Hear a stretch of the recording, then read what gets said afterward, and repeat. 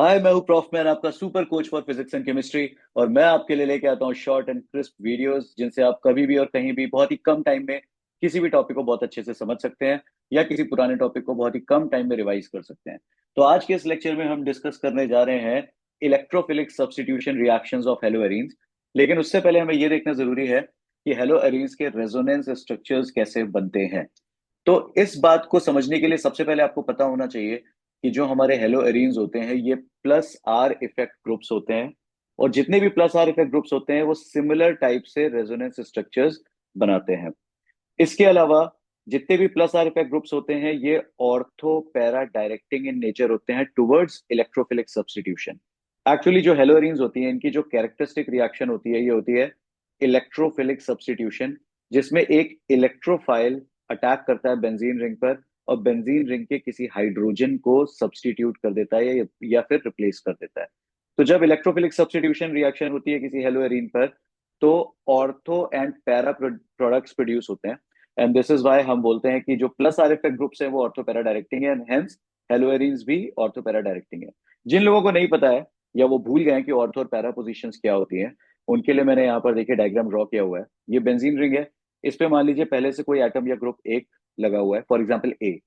तो जो भी ग्रुप लगा है उसके बगल की जो भी दोनों पोजीशंस होती हैं उसके नेक्स्ट वाली दोनों पोजीशन ऑर्थो होती हैं। इसके जस्ट सामने वाली पोजीशन पैरा होती है और इसके अलावा जो बची हुई दोनों पोजीशंस होती हैं ये मेटा होती हैं। तो ऑर्थो और पैरा डायरेक्टिंग का मतलब ये है कि जब इसकी इलेक्ट्रोफिलिक सब्स्टिट्यूशन होगी तो या तो ऑर्थो पोजीशन पर इलेक्ट्रोफाइल जुड़ेगा या फिर पैरा पोजीशन पर इलेक्ट्रोफाइल जुड़ेगा। आइए अब देखते हैं जरा इसके रेजोनेटिंग स्ट्रक्चर्स कैसे ड्रॉ होते हैं। मैंने यहाँ पे इन जनरल एक हेलोजन की जगह एक्स ले लिया है, मतलब ये क्लोरीन ब्रोमीन आयोडीन कुछ भी हो सकता है। तो एग्जैक्टली पहचानने का तरीका क्या है कि कोई प्लस आर इफेक्ट ग्रुप है। बेंजीन से डायरेक्टली अटैच्ड एटम में अगर एक भी लोन पेयर होता है तो वो प्लस आर इफेक्ट ग्रुप होता है। तो चलिए समझते हैं इसके रेजोनेटिंग स्ट्रक्चर्स कैसे ड्रॉ करते हैं। देखिए, ये जो लोन पेयर है ये यहाँ पर शिफ्ट होके आके अपना बॉन्ड बनाता है। ये लोन पेयर जो है ये बॉन्ड में कन्वर्ट हो जाता है यहाँ पर आके। अब ये जब यहाँ पे आके बॉन्ड बनाएगा तो यहाँ पे एक और बॉन्ड आ जाएगा, यानी डबल बॉन्ड हो जाएगा। ये वाला पाई बॉन्ड इस वाले पाई बॉन्ड को रिपेल करेगा क्योंकि दोनों में इलेक्ट्रॉन्स होते हैं, तो रिपल्शन की वजह से ये वाला पाई बॉन्ड इस कार्बन पर टूट जाएगा।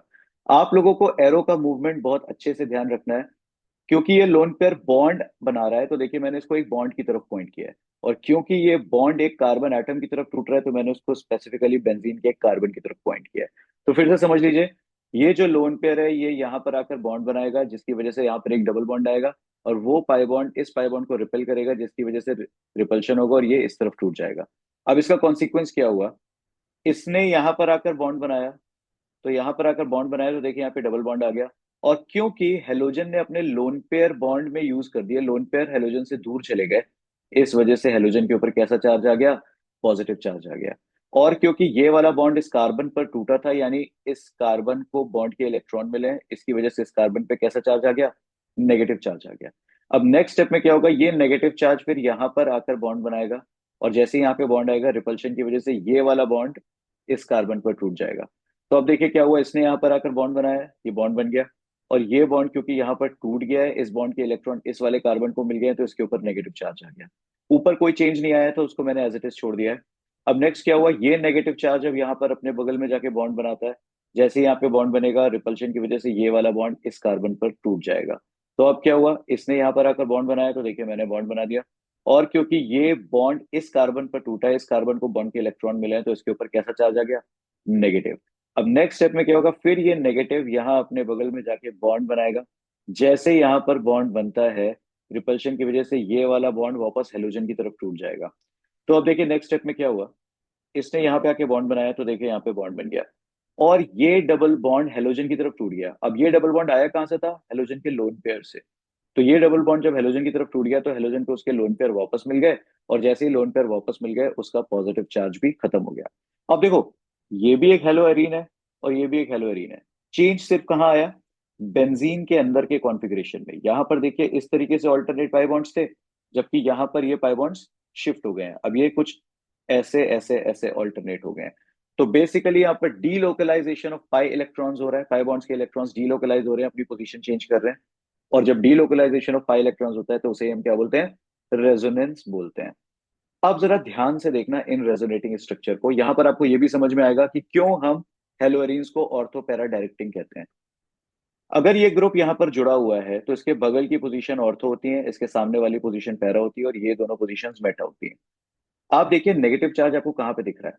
ये है एक ऑर्थो पोजीशन, ये एक पैरा पोजीशन, और ये फिर एक ऑर्थो पोजीशन। तो इसका मतलब जब रेजोनेंस स्ट्रक्चर्स बना रहे हैं तो हमें नेगेटिव चार्ज ऑर्थो और पैरा पोजीशन पर मिल रहा है, यानी इलेक्ट्रॉन डेंसिटी कहाँ पर हाई है, ऑर्थो एंड पैरा पोजीशन पर। तो अगर इलेक्ट्रोफिलिक सब्स्टिट्यूशन होगा जिसमें एक इलेक्ट्रोफाइल अटैक करने आएगा, इलेक्ट्रोफाइल को अगर हम देखें तो इसके नाम में क्या आ रहा है, इलेक्ट्रो एंड फाइल।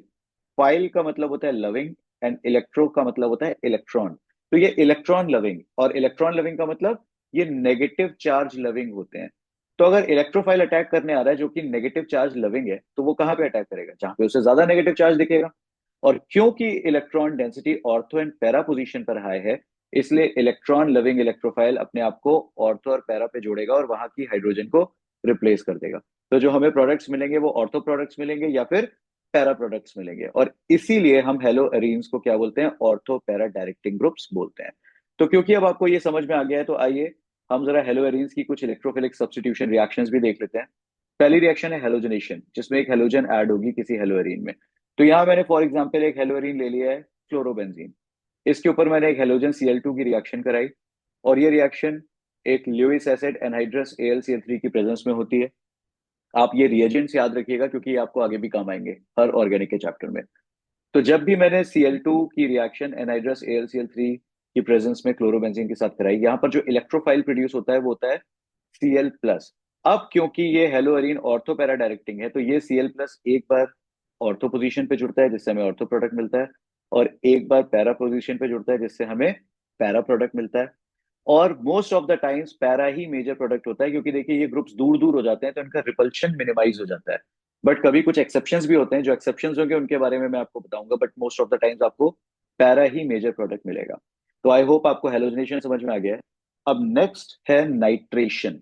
नाइट्रेशन के लिए भी मैंने एक हेलोअरीन लिया है, एग्जाम्पल के तौर पे मैंने ब्रोमोबेंजीन ले रखा है। अब नाइट्रेशन के लिए जो रिएजेंट होता है वो होता है HNO3, और ये किसकी प्रेजेंस में रिएक्ट करता है, H2SO4। तो यहाँ पर हमने कॉन्सेंट्रेटेड HNO3 लिया in presence of concentrated H2SO4। जो इलेक्ट्रोफाइल है वो है NO2+। अब क्योंकि ये एक ऑर्थो पैरा डायरेक्टिंग ग्रुप है, तो NO2 एक बार ऑर्थो पोजीशन पे जुड़ा और मुझे ऑर्थो प्रोडक्ट मिला, एक बार पैरा पोजीशन पे जुड़ा और मुझे पैरा प्रोडक्ट मिला, और यहाँ पर भी पैरा ही आपका मेजर प्रोडक्ट है। फिर बात करते हैं नेक्स्ट, ये बहुत ही इंपॉर्टेंट है, फ्रिडल क्राफ्ट्स एल्काइलेशन। इस पे मैंने क्लोरोबेंजीन ली और इसकी रिएक्शन कराई RCl से, एल्काइल क्लोराइड इसका रिएजेंट होता है, और ये भी एनहाइड्रस AlCl3 की प्रेजेंस में कराई जाती है। यहाँ पर जो इलेक्ट्रोफाइल प्रोड्यूस होता है वो होता है R+। अब क्योंकि ये ऑर्थो पैरा डायरेक्टिंग है, तो ये R एक बार ऑर्थो पोजीशन पे जुड़ेगा और एक बार पैरा पे, और पैरा ही हमारा मेजर प्रोडक्ट होगा। नेक्स्ट इंपॉर्टेंट रिएक्शन है फ्रिडल क्राफ्ट्स एसाइलेशन। यहाँ पे मैंने एग्जाम्पल के तौर पे एक ब्रोमोबेंजीन लिया। इसमें जो रिएजेंट होता है वो होता है RC double bond O Cl, जिसको हम बोलते हैं एसाइल क्लोराइड, और ये भी एनहाइड्रस AlCl3 की प्रेजेंस में रिएक्ट करता है। यहाँ जो इलेक्ट्रोफाइल है वो होता है RC डबल बॉन्ड O+। तो अब इसको जुड़ना है, और क्योंकि ऑर्थो पैरा डायरेक्टिंग है तो एक बार ये कहाँ पे जुड़ता है, ऑर्थो पोजीशन पर, और मुझे ऑर्थो प्रोडक्ट मिलता है, और एक बार ये जुड़ता है पैरा पोजीशन पर और मुझे पैरा प्रोडक्ट मिलता है, और यहाँ पर भी पैरा ही मेजर प्रोडक्ट है। तो आई होप आपको सारी इंपॉर्टेंट इलेक्ट्रोफिलिक सब्स्टिट्यूशन रिएक्शन समझ में आ गई हैं। मैं रिकमेंड करूंगा कि आप वीडियो पॉज करके इसके नोट्स जरूर बनाएं, और बार बार इन रिएक्शंस को करके देखिए। देखिए रेजोनेंस स्ट्रक्चर्स अगर आपको अपने स्ट्रॉन्ग करना है तो उसका तरीका क्या है कि आप उसे बार बार बना के देखिए। तो आपने यहाँ पे समझ लिया है कि रेजोनेंस स्ट्रक्चर कैसे ड्रॉ करते हैं, क्यों ये ऑर्थोपैरा डायरेक्टिंग है, और इसके ऑर्थोपैरा डायरेक्टिंग होने की वजह से हमारे लिए ये इलेक्ट्रोफिलिक रिएक्शंस को समझना, इलेक्ट्रोफिलिक सब्स्टिट्यूशन रिएक्शंस को समझना कितना इजी हो जाता है। तो चलिए अब मूव करते हैं आज के क्विज पर। इसका जो सवाल है बहुत ही आसान है, मैं अपने पुराने लेक्चर में इसका आंसर दे भी चुका हूं, तो देखते हैं कितने लोग इसका सही आंसर देते हैं। अगर मुझे एक एल्काइल ब्रोमाइड को एल्काइल फ्लोराइड में कन्वर्ट करना है, तो इन चारों में से कौन सी रिएक्शन यूज होगी। ऑप्शन ए है फिंकलस्टीन रिएक्शन, ऑप्शन बी है सैंडमेयर रिएक्शन, ऑप्शन सी है फिटिक रिएक्शन, एंड ऑप्शन डी है स्वार्ट्ज रिएक्शन। जिनको भी इसके आंसर्स पता है कमेंट सेक्शन में आंसर करिए, मैं आपके कमेंट्स को लाइक कर दूंगा। और जिनको इसका आंसर नहीं पता है, मैं रिकमेंड करता हूँ जरा आप पीछे के वीडियोस देखिए, क्योंकि उसमें आपको बहुत ही अच्छे से मैंने important reactions of haloalkanes and haloarenes explain किया हुआ है। तो चलिए मिलते हैं नेक्स्ट लेक्चर में किसी इंपॉर्टेंट टॉपिक के साथ। तब तक के लिए आप लोग पढ़ते रहिए। स्टे सेफ एंड प्रॉफ में सेज बाय।